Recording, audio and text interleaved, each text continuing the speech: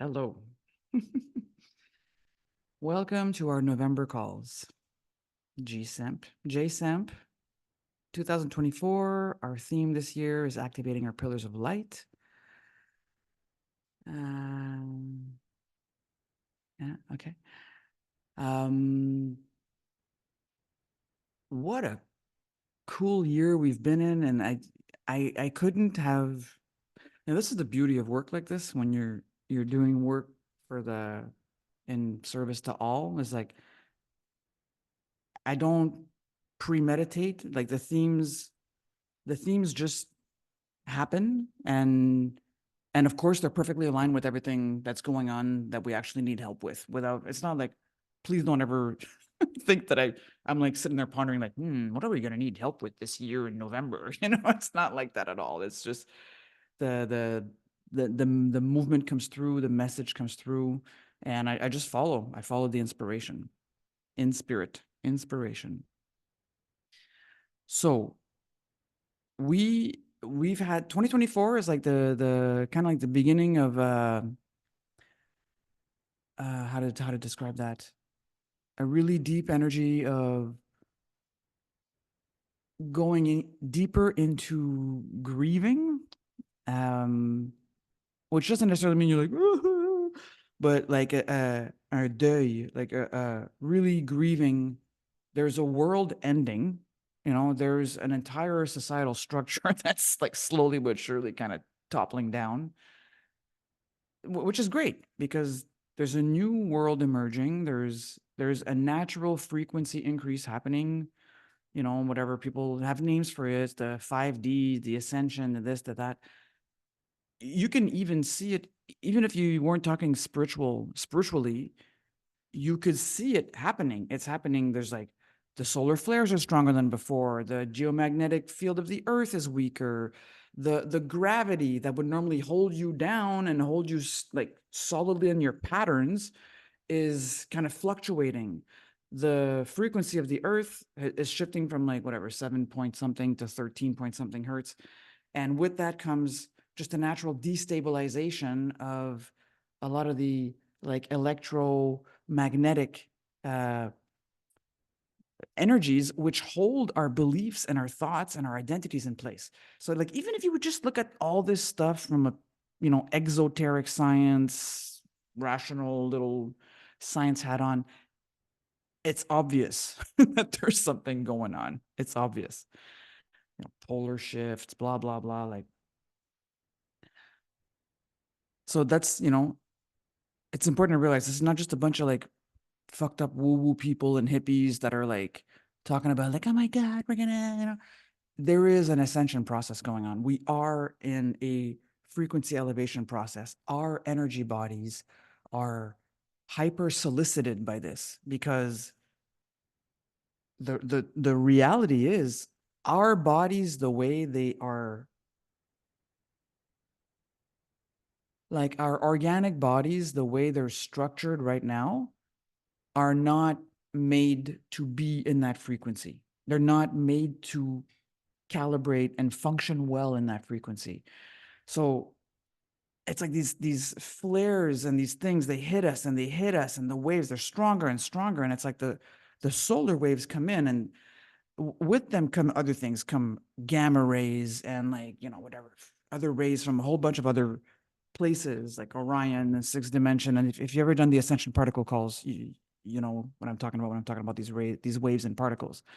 But they come in and they are soliciting our glandular system and our thymus, our pineal, our pituitary glands, like to evolve, like literally, like our adrenals get really, really hit by this in terms of our adrenals normally like just want to pump corticosteroids, cortisol when we're stressed out.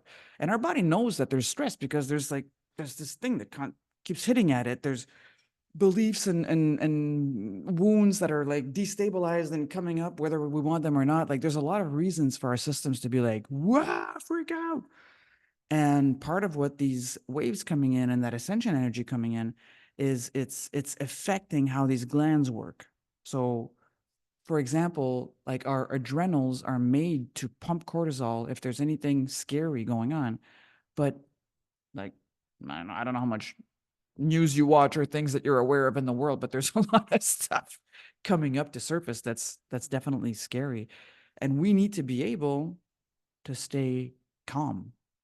We need to be able to not be freaking out all the time. We need to be able to like ride the wave as much the stress of the frequencies coming in as the stress of the frequency of the earth, you know, the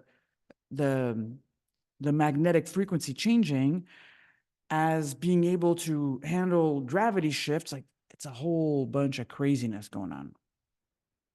And now, now I'm watching a video today, and the woman's talking about how all these solar flares we're experiencing are just little microbursts. They're just little mini ones. They're just little like tickle, getting us ready for the bigger ones. And this is where we have to leave 3D science.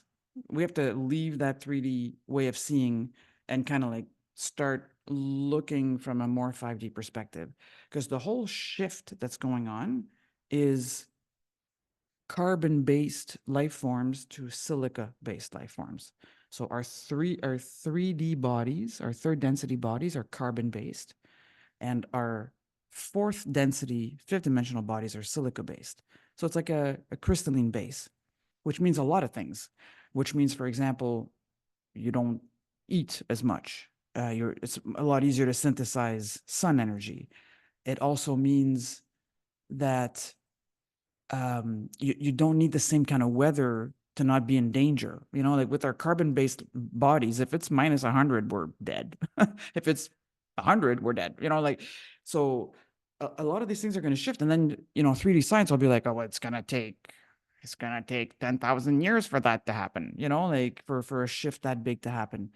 And this is, as I'm saying, this is where we need to leave the 3D science behind, because for it to understand the magnitude of the solar flare that's eventually going to hit, all it can think is going to happen from that is complete annihilation of everything on life, on Earth, of, complete annihilation of life on Earth. But it's not true. It's not true. There, there, there will be, there will be annihilation. There will be the end of a DNA structure that's calibrating to carbon-based life forms. This is tricky to talk about, right? Because for our 3D brain, it's like, well, there's a solar flare, fired, over. But that solar energy is coming in with a bunch of codes, a bunch of light, a bunch of stuff that we don't understand from a 3D perspective. And it's coming. It's coming. Like, I don't know, like, I watch a lot of different videos, and it seems to gravitate a lot, in the next 3-4 years, whatever. Like 2027 is the big time where we're going to see aliens, yeah, whatever. Like, there's all these talks about it. But I just want you to understand, for us sitting here right now, there's something huge going on, and we get to be in it. It doesn't mean it's fun and easy. If we could see the long-term side of it, we'd be like, ooh. But we're in it. And if you think about anything in your life you've been through while you were in it, it's it's not the same as once it's over and you get to look back, like, so energetic support is super important right now for all of us. Support for your glands and your organs is important right now. Not overeating a bunch of crappy food is super important right now. Like just like lightening the system, teaching your system that it's safe, even when it seems like it should be freaking out. That's so important right now. It's so important, because people like us that come on calls like this, we want that new world. We don't want the shitty old world. we, we're willing. We want that new world. And that intention is what's going to help you ride through the waves. Just getting to be on calls and getting to hear people talk about this and getting to know like, okay, it's a process, it's going on, it's hard, it's like my body's freaking out, I'm super tired, I'm emotional, I'm drained, I'm overwhelmed, I'm this, I'm that. Like personally, I'm going through a bunch of like perimenopause symptoms, but they're times like 1,000 what they should be, and I'm pretty sure it's because of all the the energies. Just just ride the wave as best you can and have energetic support at your disposal, whether that be, meditations or taking the time to listen to like, sound frequency stuff that's, for 432 hertz, stuff like that. Like just to help your system, because you as a soul, I don't know if you remember, I think it was in August, I was talking about sovereignty. I gave a definition of sovereignty as I, as a consciousness, decide where I put my attention. Okay, so your sovereignty at the end of the day is about where you choose to put your attention. So the theme this year is all about transitioning from ego integrity to soul sovereignty. From the needs of your ego to feel that it's safe and sturdy on top of its little pedestal of pain, not wanting to see everything underneath it, to soul sovereignty where you are standing in your pillar. There's no more dark underneath you that you're not willing to see. And the connection, the connection can flow through top and bottom, from divine source flowing into you, from Mother Earth flowing up into you. And then, of course, our directions, the front, the back, the sides, the core to the boundary, boundary to the core. So everything we're doing this year, that's what we keep coming back to, is that practice of like, let me be more and more present in my field. Let me be more and more centered in my heart. Because your poor head,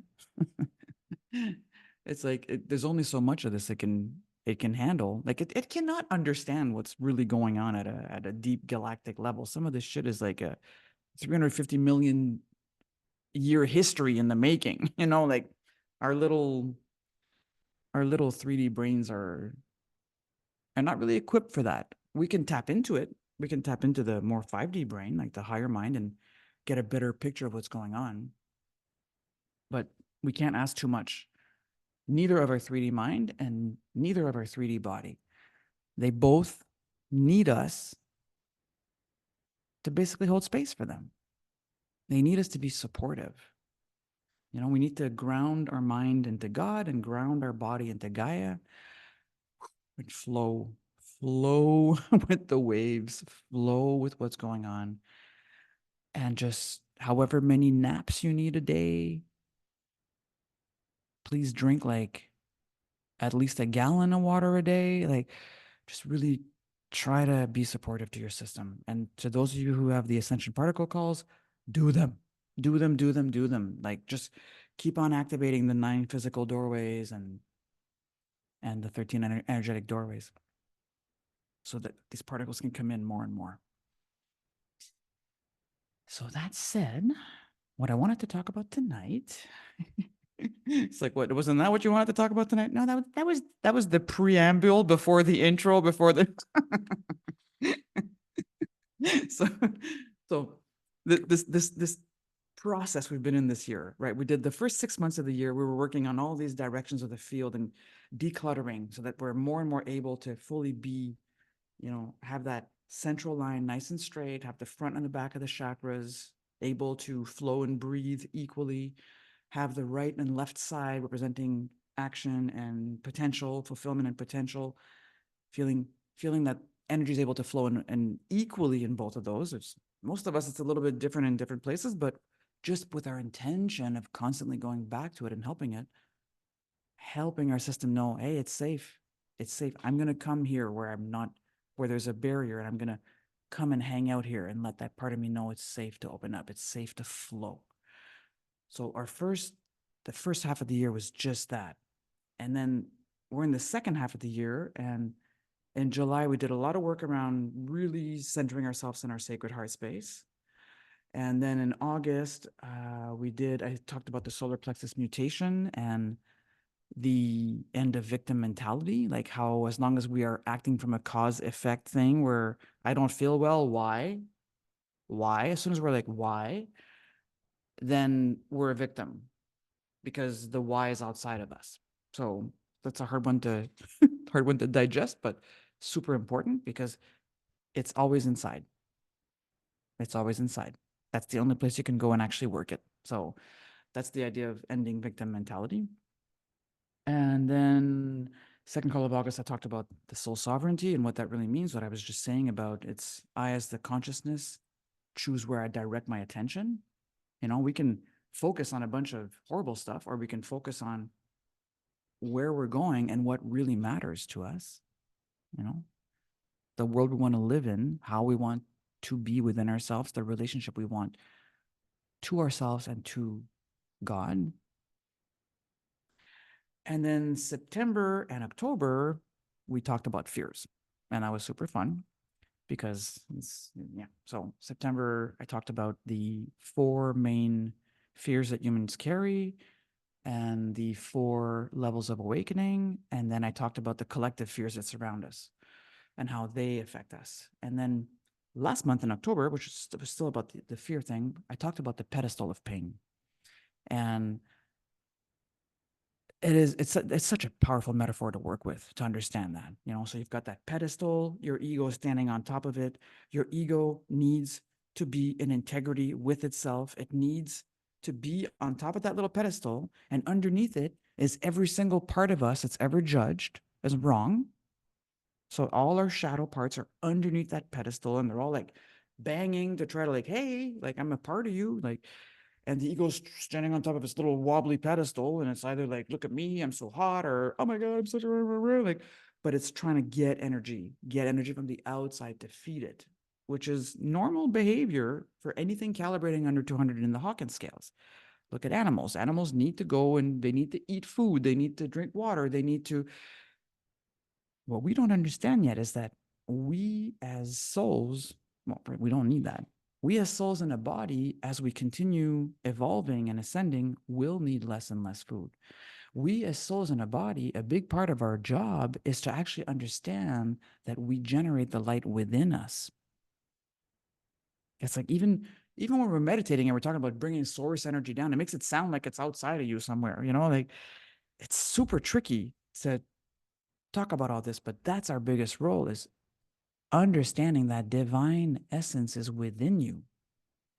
That is what feeds you at all times. It can never be taken away. It is what you are. It is what you are.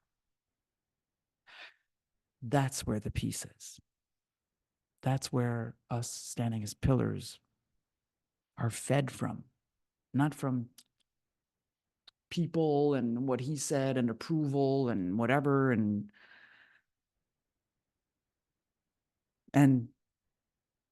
I could talk about the pedestal of pain forever because it's so powerful of a metaphor. And then 2 weeks ago, we still talked about the pedestal of pain, but I went more into talking about the shadow parts and just lots of yummy stuff. So tonight, before we go into the meditation, because my goal is we will be standing in our pillars. Of course, I'll bring us through the process of feeling the energy flowing in from the top, flowing up from the bottom, from God and Gaia, on the sides, the front and the back of the chakras, all that. We do that every time. Every time. That's the basic process. And then once we've done that, I just want us to tap into a little bit of what I'm going to talk about right now. I have 3 minutes. I have 3 minutes for my half-hour presentation. Okay. I want to talk about values. Something really important about values that most of us don't realize. It's kind of like fears. You know, a lot of the fears, we've inherited them. You know, they come with being in a body. They come from our parents. They come from our ancestors. They come from the field. They come from the collective. They come from this. They come from that. It's pretty much the same thing about your values.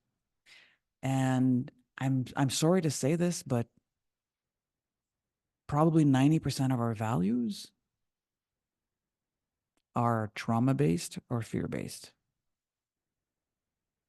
This is a very tricky thing. I was writing notes for the call, and like I think I even found the name that I'm going to give the YouTube video of the presentation. And it says, are your values holding you up or holding you hostage? Proper values should allow you to be, they should hold you up, as in aligned with yourself and your highest good. That's what your values should do. Your values should not be based on, I don't want to be like that. Like, this is a completely different process, right? It's like, I was hurt as a child. I was abandoned as a child. I will never do that to anyone else. So one of my core values for a long time in my life was, I will not abandon other people. I will not be like that. And then where's self-love in there? What do you do if someone's being abusive? What do you do when someone's pooping all over you? Well, my values, I can't abandon them. I'm just giving you that as an example. You know, my value is honesty at all times, at all times. Okay, so you might be around some people sometimes that are calibrating so low in the Hawkins scale that for you to emit your truth to them could put you in danger. So this gets tricky.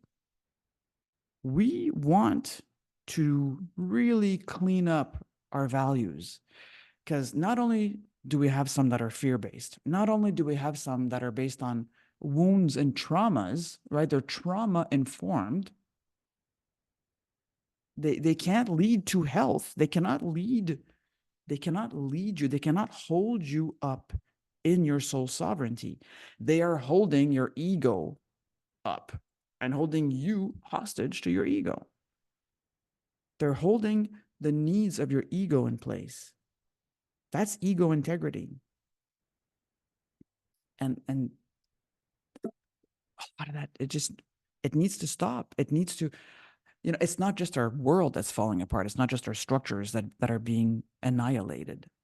It's a lot of our value systems that need to also be completely transmuted. Because in order for you to not feel unsafe within yourself, you need to be able to feel that you have a deep structural integrity with yourself. I'm not talking about the ego integrity, like a deep structural integrity. And most people have values that, first of all, are unmeetable. Be a good person. What does that even mean? So some of them are unmeetable because they're you can't measure them. You would never know. You have no. It's not concrete. You would never know what it would mean if you actually did do it properly. So some of them are like that, and other ones, more importantly, are so contradictory to the other values that you're holding that they're in conflict. So you're walking around with a defense system that is aware that there is constantly a conflict going on within yourself. Fuck, no wonder we're stressed out, and because of the solar flares and because of the frequency of the earth going up, whatever is like that in us, it's like, it's just becoming more and more obvious. We're becoming more and more obvious of how draining it is to be trying to hold all these parts that don't fit together, and it's kind of like this or that, and then your brain's constantly like, okay, so what should I do, this or that? Like, I want to be honest, but if I'm honest in this position, I'm gonna put myself in danger. Or how do I live up to my values? Okay,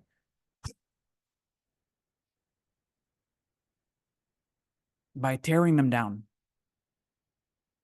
That's my answer, because 90% of them are not based on your true needs. They're not based They're not based on the deep desires and longings of your soul. They're not based on what your heart wants. They are based on what your wounded self needs to feel safe, to have its little mask on. Fuck that shit. We're done with that. You see what it looks like. Just look in the political field. Just that's you get to see what it looks like. Conflicting values and values being upheld, and you don't even know what they're being upheld for. What if you can create a value system within yourself that is super, super simplified? I think I talked about this a couple of months ago, but I had a mentor. She was amazing for stuff like that. She made us all go super deep into this. And she was like, you need to have values that are meetable at all times, that there will never be a situation where you have to like drop your values. So how about having the least amount of values as possible? Because also you got what? You got your list. I got to be authentic. I got to be honest. I got to be this. I got to be that. I got to. It's like a whole list. And then what? You got to go through all that before you open your mouth? Oh my God. Like, how are we not more burnt out than we are? Seriously. Like, so a really good example, and which was the example of Patricia and this mentor I had many years ago, of a value that you can always live up to is I will be true to myself in that moment. And she used to just, summarize it by true to you. True to you. True to you. You're in your heart. You're in the world. You're in situations. Different situations will require that you act differently. I'm not talking about bending over to everyone. That's not what that is. We're talking about adaptability. We're not talking about being doormats or whatever, people pleasers or no spines, or that. This is not the same thing. Being adaptable in situations around you. If you're in a situation where you can energetically feel within your heart, it is not the right time to talk about blah, blah, blah. But you have a value where it's like, I have to be honest at all times, then you'd be in conflict. Do you see? Like it's very, it's tricky, like you start looking at the values you think are important to you and you start looking at them really, really honestly and ask yourself, can I live up to this at all times? If you cannot live up to this at all times, that is another system in you that gets to call you wrong. Okay. More feeling unsafe within ourselves. No, no, no, no. This is what's being like amplified and more and more, so that we see it, so that we feel it. We feel it in our contacts with others. It's like, fuck, I need to say something and it doesn't go with my values of being nice or being a good person or whatever. Like, so this is a true to you. And then of course we're like, well, I don't know. Like maybe I won't know what to do in real time. Maybe, and that's what happens, right? We've been in freeze mode, scare mode, flight mode, attack mode, whatever. So then we don't know what to do most of the time because we have we have a defense structure and a survival system that's like ding, flared all the time because there's a constant conflict going on inside of us. It's sometimes it's not even about what's going on out there. Right? So that ability to get super centered inside of ourselves. And it's like the only true core relationship you are in is to yourself and to God and of course to your children, but like just like your child's core relationship is to you as its parent, our core relationship is to God as our parent. And it's God's not asking you to do a bunch of blah blah blah. Well, God's not asking you anything actually, but this is about living in deeper integrity within yourself, living in a place where you are a sovereign being that is aligned with divine will. And divine will is that you be free, that you be at peace, that you know the love that you are, that you shine your essence through you into the world. But you shine it through you. You're not just giving it out there. Like, so if we want to imagine what God wants of us, like that's what he wants. Be with me, be in alignment with me. So, yeah. Are our values holding us up, or are they holding us hostage?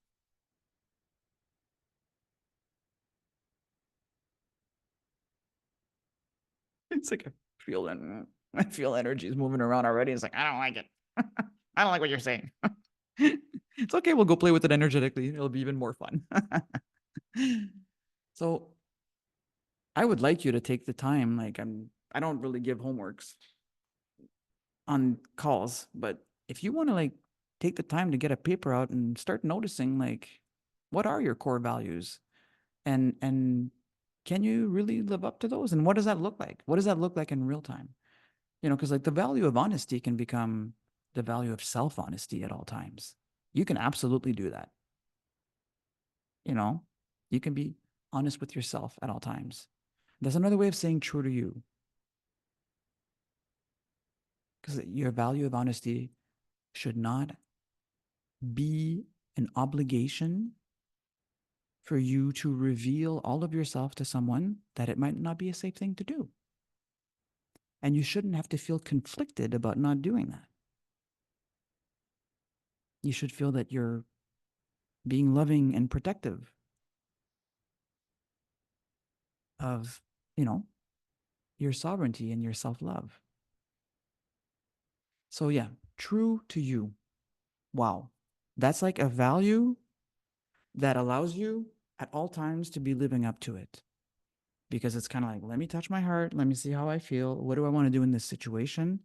And it's not coming from a place of like, well, what do I want to do in this situation? Okay, now let me filter that through the 30 pages of values I'm supposed to have, and how my parents told me I'm supposed to be, and how my society told me I'm supposed to be. And no, no, no. That whole book, it's burnt. It's gone. Solar flare, gone. That'd be cool, actually. But you know what? In many ways, that's probably what it's going to be like. Whatever that massive solar flare that's going to come, people think it's going to like annihilate all of the Earth. No, but it will annihilate in our energy fields, and in the energy field of the Earth, a lot of that kind of like low frequency belief systems and value systems that are based on survival, that are based on low frequencies. There's a big difference between values at the love level. Like my definition of love is as you wish and at your pace. It is, it's not hard for me to live up to that value. I'm not trying to control what anyone does. I'm not trying, so each levels has values, and they get simpler and simpler and simpler as you go up. They get more and more related to everyone being recognized as sovereign beings, and they get less and less constrictive and controlling. So if solar flare wants to help annihilate all these ways that we have been held hostage by belief systems, by people, by political systems, by values, by the energy of ancestors. I'm not saying that any of them are bad. This is not what I'm talking about. It served a purpose. We were able to evolve like that as 3D beings for thousands and thousands and thousands and thousands of years. Fine. We're shifting into something else right now. And clunky values that constrict are not going to work. And the more we hold on to them, the more we will suffer. Not because it's like you're being punished because you're holding on, just because it's like life's just like there, there, there, there. It'll just keep poking there until you're like, all right, fine, unless you just decide to let it go yourself. Like, which is what we do on calls like this. That's the whole goal. We're like not trying, we're like, taking the time to go inside, taking the time to learn to feel. And this is another key piece about it. It's like feeling is what we need to work on, because the thoughts and the values and the blah, blah, blah, and all that mental stuff, it only holds in place because of feelings. When I'm talking to you about trauma-based values, it's the feelings. If we can go and transmute these feelings by holding space for them so completely that they can melt and dissolve. We're doing what the solar flare would do without needing to,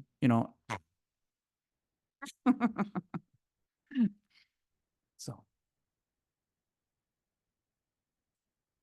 I'm telling you right now, when you simplify your values and you make sure that they can be met at all times because they allow you to stay in your own sovereignty, a lot of things will become easier in the world. Most importantly, you will become safe with conflict and confrontation, which is essential. It's essential because there's a bunch of people that want different things. And if you don't have a value that's about being true to yourself at all times, then most of the time we are bending over to what other people want. We don't even do it on purpose. We think we're being nice. We think we're being this. We think we're being blah, blah, blah. So it serves many, many purposes to redefine your values. And one of the most important purposes, it sounds crazy to say this, but one of the most important purposes of this is to get you to the place where you are able to feel safe with any form of conflict or confrontation in your life. With others, with your ego, with energies that live in you that don't want to leave, whatever. Because you're standing in your pillar and you're like, this is me. This is what I accept. Sovereignty, I, as a consciousness, decide where I put my attention. I'm not going to put my attention on your needs. I'm going to put my attention on being in integrity with myself, with my self, with my soul. So that said, let's do that. Let's go stand in our pillars, kind of activate all the sides, and let's go feel. Let's go feel what we can actually hold and transmute that is related to what we are carrying as values that are holding us hostage.